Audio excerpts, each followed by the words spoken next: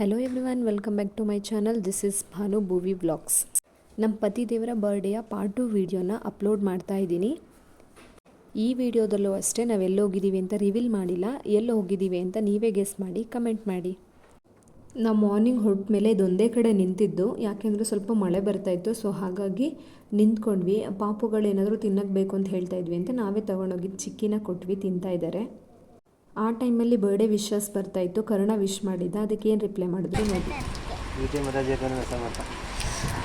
ಏನು ಪ್ರೀತಿ ಮಾತಾಜಿ, ನನ್ನ ಗಂಡನಿಗೆ ಬರ್ಡೇ ವಿಶ್ಗಳು ಬರ್ತಾ ಇದೆ.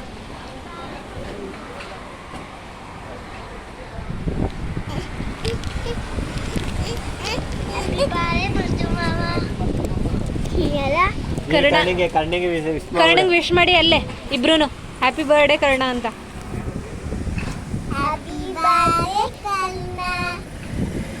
ಹಾಗೂ ಹೀಗೂ ನಾವು ಹೋಗ್ಬೇಕಾಗಿರೋಂಥ ಡೆಸ್ಟಿನೇಷನ್ನ ತಲುಪಿದ್ದೀವಿ. ಗಂಗಾ ಸ್ನಾನಕ್ಕೆ ಹೋಗ್ತಾ ಇದ್ದೀವಿ, ಕಲ್ಯಾಣಿಗೆ ಹೋಗ್ತಾ ಇದ್ದೀವಿ ಸ್ನಾನಕ್ಕೆ. ಇವಾಗ ಮನೇಲಿ ಫ್ರೆಶ್ ಅಪ್ ಆಗಿ ಬಂದ್ರೂ ಇಲ್ಲೂ ಫ್ರೆಶ್ ಅಪ್ ಆಗ್ತೀವಿ ಯಾವಾಗ್ಲೂ.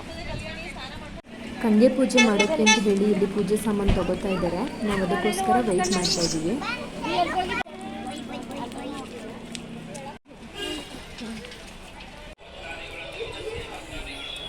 ಈ ಮಳೆಯಲ್ಲಿ, ಈ ಚಳಿಯಲ್ಲಿ, ಈ ತಣ್ಣೀರಲ್ಲಿ ಸ್ನಾನ ಮಾಡೋದಿದೆಯಲ್ಲ ಭಾಳ ಕಷ್ಟದ ಕೆಲಸ. ಯಾರು ಹುಡುಗ ಹೋಗ್ತಾ ಇದ್ದಾರೆ, ಪಾಪ ಸೇವ್ ಮಾಡ್ತಾ ಇದ್ದಾರೆ.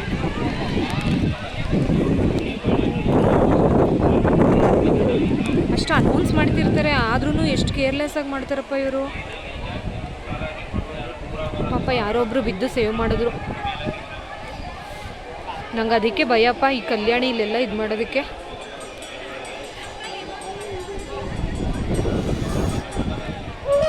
ಸ್ವಿಮ್ ಬರೋರು ಇದ್ದಿದ್ದಕ್ಕೆ ಸರಿ ಹೋಯ್ತು, ಇಲ್ಲಾಂದಿದ್ರೆ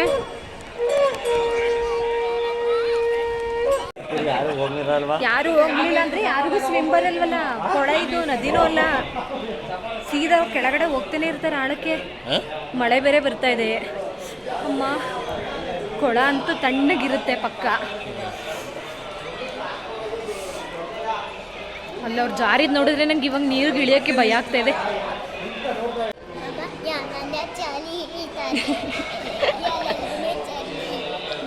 ಹೌದು, ನಮಗೂ ಚಳಿ ಆಗ್ತಿದ್ದೆ, ಫೋನ್ ಇಟ್ಕೊಳ್ಳೋಕ್ಕೆ ಆಗ್ತಾ ಇಲ್ಲ ಮಗನೇ. ಮನೆಯಿಂದ ಬರ್ಬೇಕಾದ್ರೆ ಮಾಡಿರೋ ಮೇಕಪ್ ಎಲ್ಲ ಹೋಯ್ತು ಮಳೆಗೆ. ಇಲ್ಲಿ ಭಾನುಭೂವಿ ಹೇಳಿ ನಿಮ್ಮ ಅಭಿಪ್ರಾಯನ.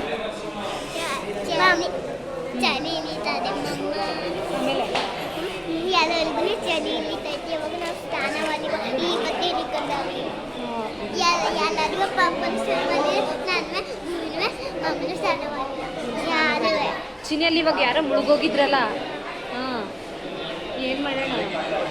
ನಾನು ಹಂಗೆ ಮುಳುಗೋದ್ರೆ ಏನು ಮಾಡ್ತೀರಾ?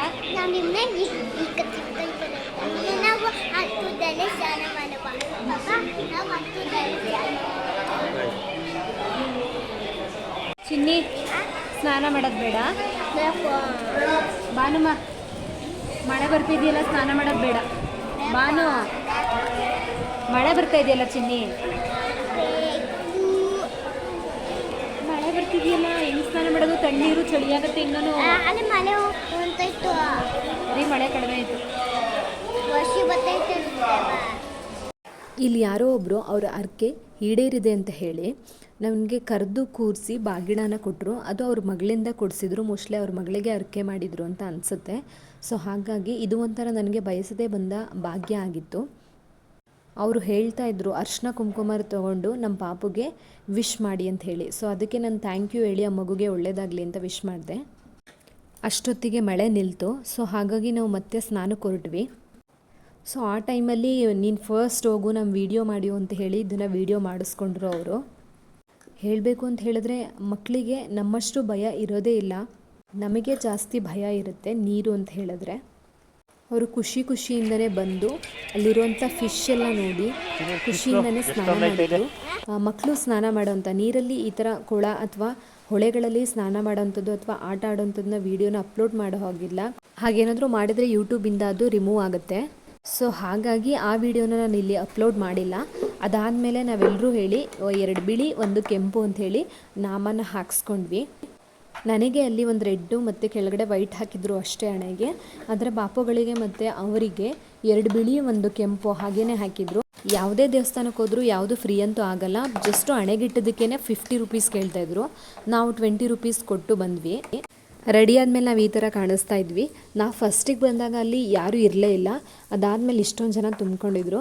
ಸರಿ ಹೋಗಲಿ ಬಿಡಿ, ನಾವು ಪೂಜೆ ಮಾಡೋಣ ಅಂತ ಹೊರಟ್ವಿ. ಆ ಟೈಮಲ್ಲಿ ಬೆಂಕಿಪಟ್ಟಣನೂ ನೆಂದೋಗ್ಬಿಟ್ಟಿತ್ತು.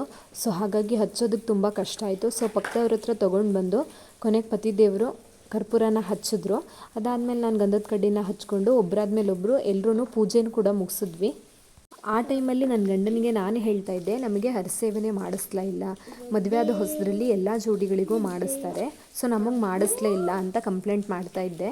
ಹರಸೇವೆ ಅಂತ ಹೇಳಿದ್ರೆ ಹಣ್ಣು ತುಪ್ಪನ ಮತ್ತು ಕಜ್ಜಾಯ ಜೊತೆಗೆ ತೊಗೊಂಡೋಗಿ ಏನೋ ಪೂಜೆ ಏನೋ ಮಾಡ್ತಾರಂತೆ. ಅಲ್ಲಿ ಹೊಸ ಜೋಡಿಗಳಿಗೆ ಪೂಜೆ ಕೂಡ ಮಾಡಿಸ್ತಾಯಿದ್ರು. ಸೊ ಅದಕ್ಕೆ ನಮಗೆ ಮಾಡಿಸ್ಲೇ ಇಲ್ಲ ಅಂತ ನಾನು ಫೀಲ್ ಮಾಡ್ತಾಯಿದ್ದೆ. ಅದಾದಮೇಲೆ ಎಲ್ಲರೂ ಪೂಜೆ ಮುಗಿಸಿದ್ವಿ. ಭಾನುಭವಿ ಕೊಳದಲ್ಲಿರುವಂತಹ ಮೀನನ್ನೆಲ್ಲ ಮನೆಗೆ ಇಟ್ಕೊಂಡು ಹೋಗೋಣ ಅಂತ ಹೇಳ್ತಾಯಿದ್ರು. ಅದು ಊಟಕ್ಕೆ ಅಥವಾ ಆಟಕ್ಕೆ ಗೊತ್ತಿಲ್ಲ. ಆದರೆ ನಾವು ಹೇಳಿದ್ವಿ ಅಲ್ಲೇನಾದರೂ ನಾವು ಒಂದೇ ಒಂದು ಫಿಶನ್ನ ಹಿಡಿದ್ರೂ ಫೈನ್ ಹಾಕ್ತಾರೆ ಅಂತ. ಸೊ ಅದಾದಮೇಲೆ ಭಾನುಭವಿ ಸುಮ್ಮನಾದರು. ಇಲ್ಲಿ ನಮ್ಮ ಪತಿ ದೇವರು ರೋಸ್ ಕೊಡೋ ಲೆವೆಲಿಗೆ ಆ ಪೂಜೆ ಮಾಡಿರೋಂಥ ಹೂವನ್ನು ನನಗೆ ಕೊಡ್ತಾರೆ ನೋಡಿ. ಅದನ್ನು ಕಿವಿಗೆ ಇಟ್ಕೋಬೇಕಾ ಮುಡಿಗೆ ಇಟ್ಕೋಬೇಕಾ ಅನ್ನೋದೇ ನನಗೆ ಕನ್ಫ್ಯೂಷನ್ ಆಯಿತು. ಕೊನೆಗೆಲ್ಲರೂ ಸ್ವಲ್ಪ ಅದೇ ಹೂವನ್ನು ಮುಡ್ಕೊಂಡ್ವಿ. ಇಲ್ಲಿ ಚಿಕ್ಕ ಫಿಶ್ ಮಾತ್ರ ಮೇಲೆ ಓಡಾಡ್ತಾಯಿತ್ತು, ದೊಡ್ಡ ಫಿಶ್ ಎಲ್ಲ ಕೆಳಗಡೆ ಇರುತ್ತೆ ಅಂತ ಅನಿಸುತ್ತೆ. ಸೊ ಸರಿ ಆಯಿತು, ಇದೆಲ್ಲ ಮುಗಿದ ಮೇಲೆ ನಾವು ದೇವಸ್ಥಾನಕ್ಕೆ ಹೋಗೋಣ. ಫಸ್ಟು ಯೋಗ ನರಸಿಂಹ ಸ್ವಾಮಿ ದೇವಸ್ಥಾನಕ್ಕೆ ಹೋಗೋಣ ಅಂತ ಅರ್ಧ ತನಕ ಬೈಕಲ್ಲಿ ಹೋದ್ವಿ, ಅರ್ಧದಿಂದ ಮೆಟ್ಲತ್ತಿ ಹೋದ್ವಿ. ಹೋಪ್ ಈ ಪಾರ್ಟ್ 2 ವಿಡಿಯೋನು ಇಷ್ಟ ಆಗಿದೆ ಅಂತ. ಪಾರ್ಟ್ 3 ವಿಡಿಯೋನು ಆದಷ್ಟು ಬೇಗ ಅಪ್ಲೋಡ್ ಮಾಡ್ತೀನಿ. ವಿಡಿಯೋ ಇಷ್ಟ ಆಯಿತು ಅಂತ ಹೇಳಿದ್ರೆ ಲೈಕ್ ಮಾಡಿ, ಶೇರ್ ಮಾಡಿ, ಕಮೆಂಟ್ ಮಾಡಿ, ಸಬ್ಸ್ಕ್ರೈಬ್ ಮಾಡೋದನ್ನು ಮರಿಬೇಡಿ. Thank you for watching.